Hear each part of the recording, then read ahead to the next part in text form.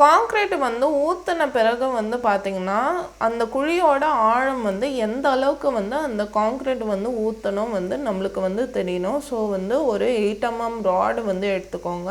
அது வந்து 15 inches அந்த அளவுக்கு வந்து கட்டு கம்பி போட்டு வந்து கட்டின பிறகு நீங்கள் வந்து ஒவ்வொரு வாட்டியும் வந்து அந்த கம்பி வந்து குழிக்குள்ளே விட்டு எந்த அளவுக்கு வந்து நம்ம கான்கிரீட் வந்து குழிக்குள்ளே ஊற்றிருக்கோம் நம்மளுக்கு வந்து அளவு வந்து தெரியும்.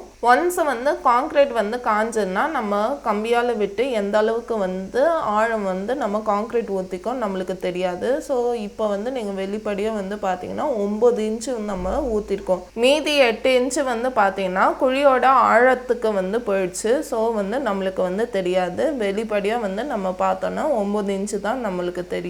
மீதி 8 இன்ச்சு வந்து உள்ளே வந்து போயிடுச்சு. ஸோ மொத்தமாக வந்து பார்த்தீங்கன்னா 15 இன்ச்சு வந்து கான்கிரீட்டோட அளவு எல்லா குழிக்கும் சேர்த்து தான் ஊற்றணும்.